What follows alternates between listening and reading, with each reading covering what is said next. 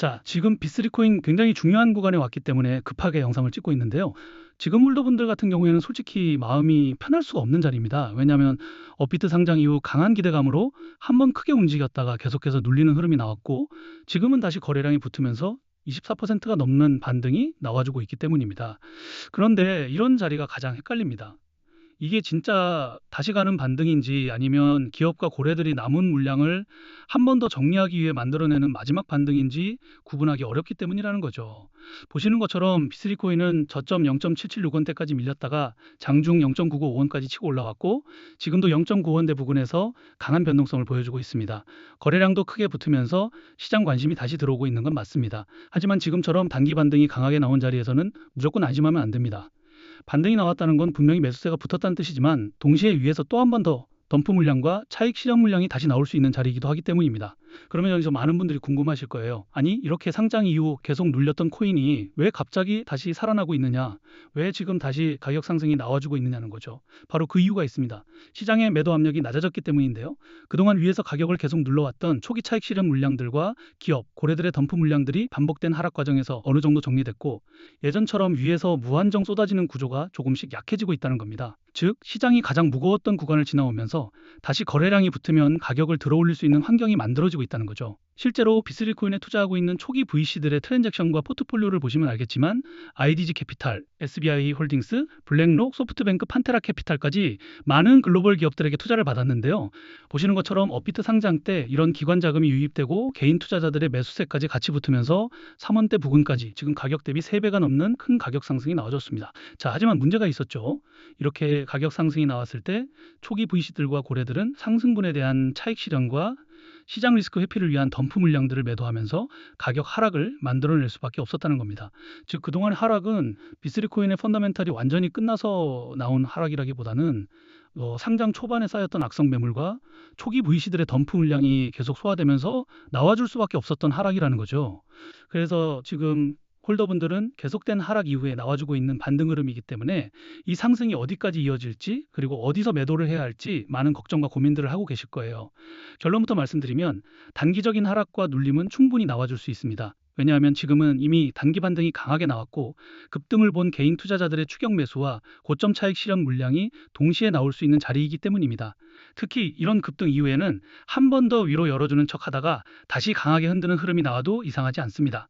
자, 그런데 여기서 많은 분들이 가장 크게 실수합니다. 바로 이런 반등 구간에서 우리의 물량을 너무 쉽게 뺏기거나 반대로 너무 늦게 따라붙는다는 겁니다. 하락할 때는 무서워서 던지고 반등이 나오면 이제 다시 가는구나 하면서 뒤늦게 따라붙고 또 눌림이 나오면 역시 끝났구나 하면서 다시 손절하게 된다는 거죠. 자, 그런데 지금부터 우리가 비스리 코인 물량을 쉽게 뺏기면 안 되는 이유가 있습니다. 바로 조만간 한 번 더 큰 가격 상승과 반등 흐름이 나와줄 수 있는 중요한 재단의 일정과 온체인 데이터가 있기 때문인데요. 보시는 것처럼 그동안 하락을 만들어냈던 덤프 물량들이 상당 부분 정리되면서 시장 자체의 매도 압력은 낮아지고 있습니다. 실제로 차트를 보시면 매도 압력이 낮아진 구간에서 거래량이 다시 붙자마자 강한 가격 상승 흐름이 나와주고 있습니다. 그리고 더 중요한 건 아직까지 매도되지 않은 대규모의 비스리 코인 물량들이 또 한 번 더 재단의 락업 해제 일정에 맞춰서 거래소로 이동하고 있다는 겁니다. 자, 이렇게 말씀드리면 시장에 매도 가능한 물량이 많아지기 때문에 가격 하락을 만드는 악재 요소 아닌가요? 이렇게 질문들을 주시는데 꼭 그렇지만은 않습니다. 왜냐하면은 결국 기업과 고래들도 초기에 투자했던 물량을 아무 가격에나 던지는 게 아니라 더 높은 구간에서 정리하기 위해서라도 가격 상승과 반등 흐름을 먼저 만들어줄 수밖에 없기 때문입니다. 예시로 큰 논란이 됐던 건데요. 그동안 리플 재단과 코인 시장에서는 재단이 기업들에게 더 많은 투자를 받기 위해서 락업 해제 일정을 협업기관들에게 공개하고 이 일정 전마다 가격을 상승시키고 고점에서 매도할 수 있게 하면서 협업기관들은 수익을 보고 재단은 더 많은 투자를 받았다는 겁니다. 그리고 여기서 더 중요한 거는 가격을 상승시키기 위해서 허위 사실이나 오해 소지, 즉 가격 상승 기대감을 일으킬 수 있는 호재를 발표하면서 인위적으로 가격을 펌핑시킨 뒤에 가격이 상승하면 개인 투자자들에게 물량을 몽땅 팔아치우면서 많은 수익을 받았다는 거죠. 자, 그래서 이러한 재단의 일정과 함께 차트를 보시면 알겠지만 업비트 상장 때도 기관들과 고래들은 투자했던 비스리 코인 물량들을 락업 해제 일정에 맞춰서 거래소로 옮기고 큰 가격 상승과 반등 흐름을 먼저 만들어냈었는데요. 그리고 이번에도 또 한 번 더 그동안 시장을 눌러왔던 덤프 물량들이 상당 부분 정리되면서 매도 압력이 낮아진 구간에서 아직까지 매도되지 않은 대규모 B3 코인 물량들이 재단의 락업 해제 일정에 맞춰서 거래소로 이동하고 있다는 겁니다. 결국 기업과 고래들은 이 물량들을 아무 가격에나 던지는 게 아니라 더 높은 구간에서 정리하기 위해서라도 지금 같은 가격 상승과 반등 흐름을 먼저 만들어줄 수밖에 없다는 거죠. 자, 하지만 여기서 반드시 알고 가셔야 할 게 있습니다. 지금 B3 코인은 하락 이후 0.7원대 저점에서 다시 0.9원대까지 반등이 나오고 있기 때문에 많은 분들이 이제 진짜 다시 가는 거 아니냐, 지금이라도 따라붙어야 하나, 아니면 여기서 또 위에서 물량 던지고 빠지는 거 아니냐, 이런 생각을 하실 수밖에 없습니다. 그런데 바로 이런 반등 구간에서 기준 없이 따라붙거나 반대로 선눌림의 공포로 던져버리면 결국 가장 애매한 자리에서 물량을 뺏기게 된다는 거예요. 그래서 가장 중요한 건 기업과 고래들이 가격 상승을 만들어줄 때 고점에서 락업 해제 일정의 덤프 물량들이 본격적으로 매도되기 전에 반드시 대응을 하셔야 한다는 겁니다.